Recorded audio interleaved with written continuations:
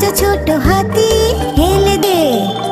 পিছনের হাতি সামনের হাতিকে ধাক্কা দিয়ে জলে ফেলে দিল।